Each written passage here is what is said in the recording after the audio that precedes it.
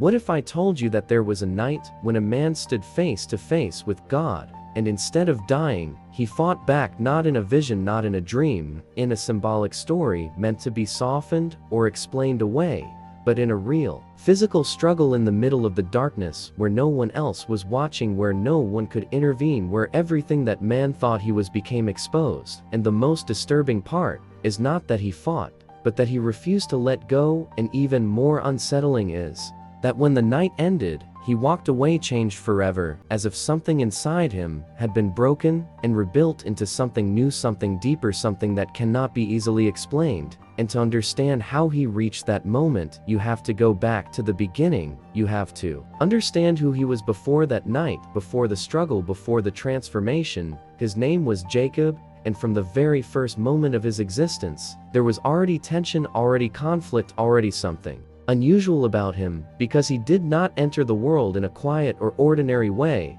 He came out holding onto the heel of his twin brother, as if even before taking his first breath, he was already trying to pull someone else back, as if the struggle was already part of his nature. And that small detail is not random, defines everything that comes after, because Jacob grew up not as someone who waited, not as someone who accepted his place, but as someone who calculated, who watched, who waited for the right moment, and then acted, even if that meant crossing lines, even if that meant deceiving those closest to him. He was not weak, he was not naive, he was intelligent, observant, strategic, someone who understood timing, someone who knew how to turn situations in his favor. And that mindset led him to choices that would shape his entire life, like the moment he saw his brother Esau return exhausted, hungry, vulnerable, and instead of showing compassion, he saw opportunity, an opportunity to gain something greater, the birthright, and he took it, not by force, not by fairness, but by strategy, by reading the moment perfectly. And that was only the beginning, because later, he went even further. He deceived his own father, an old blind man, in order to receive a blessing that was not meant for him. And for a moment, it looked like everything had worked. It looked like victory. It looked like intelligence. It looked like control. But every action carries a consequence, and consequences do not disappear, they wait. And they return, and in this case, they returned quickly, because Esau vowed to kill him. And suddenly, the man who thought he was always one step ahead found himself running, forced to leave everything behind: his home, his family, his identity, becoming a man on the run, carrying with him the weight of everything he had done. And time passed, years passed. Jacob built a life, he worked, he struggled, he formed a family, he became wealthy, he gained influence, and on the outside, it seemed like he had succeeded. It seemed like he had moved on, but inside something never settled, something remained unresolved, something followed him, a shadow that never left. Because the truth is, you can change your environment, you can change your circumstances, but if you never confront what is inside, it remains, it waits, and one day it returns. And that is exactly what happened. He received the message that Esau was coming toward him with 400 men, not 2, not 10, but 400. And in that moment, everything inside Jacob shifted, because he knew what he had done. He knew what this meeting could mean. He knew that this was not random, and maybe this was the moment everything would be demanded back. And as always, he tried to take control. He divided his family. He sent gifts ahead. He tried to soften the situation before it even happened, because that was his pattern, solving everything through planning, through calculation, through control. But this time, something was different. This time, there was no strategy that could guarantee the outcome. This time, there was no plan that could remove the uncertainty. And that night, Jacob found himself alone, completely alone, without his family, without his possessions, without distractions, without anything except himself. And that is where everything begins to change, because it is in isolation that distractions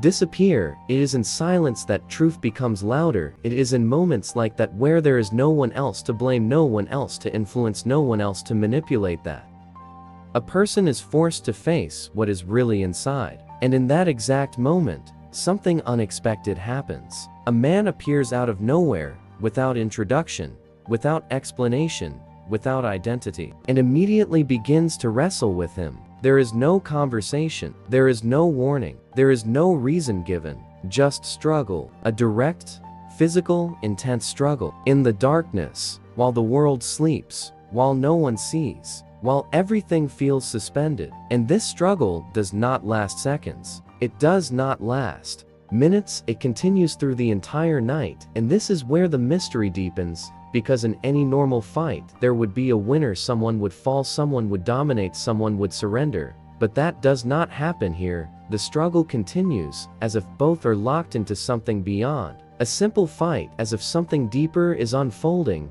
And then something happens that breaks logic completely. The text says that the man saw that he could not overpower Jacob. How is that possible? Who was this man that could not defeat him? And this is where everything shifts, because the clues begin to point to something beyond human. Some say it was an angel, others say it was God himself, others believe it was a divine manifestation, something between heaven and earth, something that cannot be fully explained. But regardless of interpretation, one thing is clear: Jacob was not fighting a normal man, he was facing something far greater. And still, he did not let go, even as exhaustion set in, even as his strength began to fade, even as the pressure increased. He held on as if that struggle mattered more than anything else. And then in the middle of that confrontation, something decisive happens. The man touches Jacob's hip, just touches it, no force, no impact, no visible effort.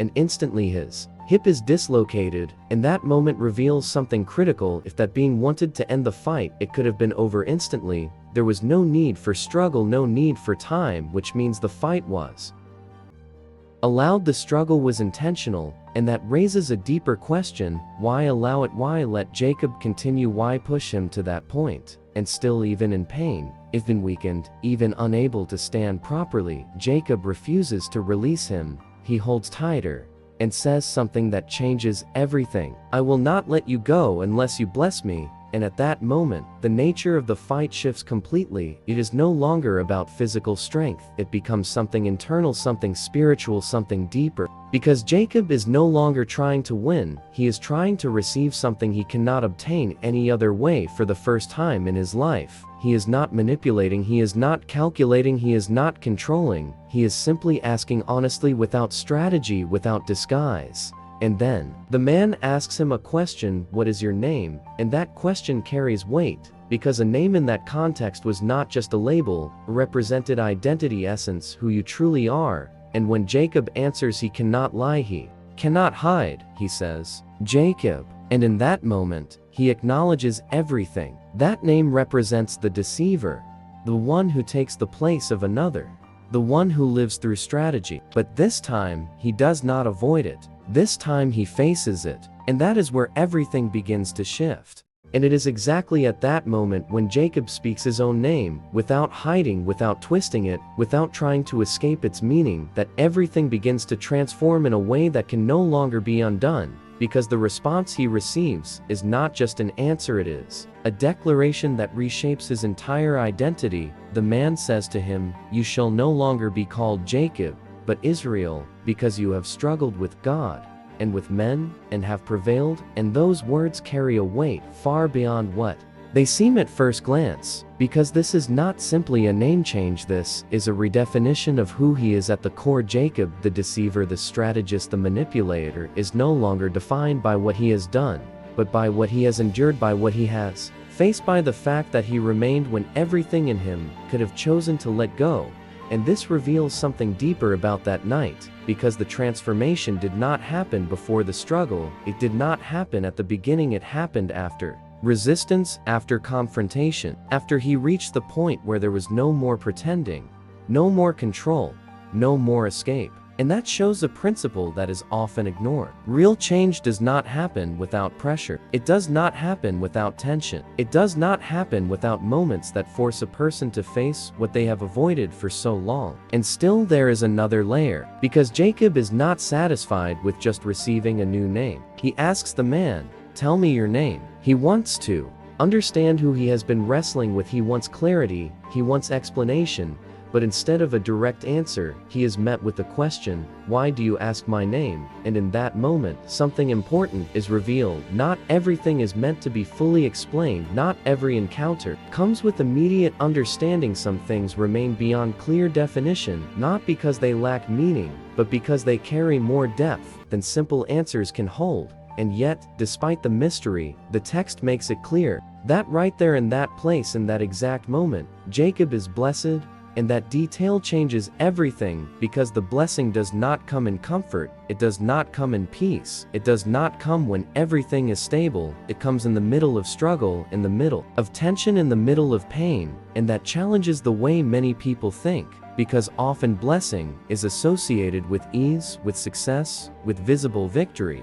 But here, it appears in the opposite environment, it appears in a place of breaking, in a place where everything is exposed, where nothing can be hidden, and as the night begins to fade, as the first light starts to appear, as darkness slowly gives way to morning, Jacob rises. But he does not rise as the same man he entered that night. He rises changed, marked different, because his body now carries the evidence of what happened. His hip is dislocated, and he walks with a limp. And that is not a random detail, that is a symbol, because it shows that this encounter left a permanent mark. It was not an illusion, it was not a temporary experience, it was something that altered him physically, and that raises an important question: why was he not immediately healed? Why did he leave that encounter with a visible weakness? And perhaps the answer lies in the purpose of that mark, because it was not just a limitation, it was a reminder, a constant sign that something real had taken place, that he had passed through something that reshaped him, that he could not return to who he once was. And from that moment forward, everything that happens in his life is influenced by that night, because he is no longer Jacob, he is Israel, and that change does not just affect his name, it affects the way he faces what comes next. And what comes next is the very thing he feared. The encounter with his brother Esau, because that situation has not disappeared, it is still there waiting. And now, the question becomes, will he respond the same way? Will he go back to manipulation? Will he try to control the outcome? Or will something inside him produce a different response? And this is where the depth of his transformation becomes visible, because when he finally sees Esau, something unexpected happens. Esau runs toward him, but not with anger, with revenge, but with emotion.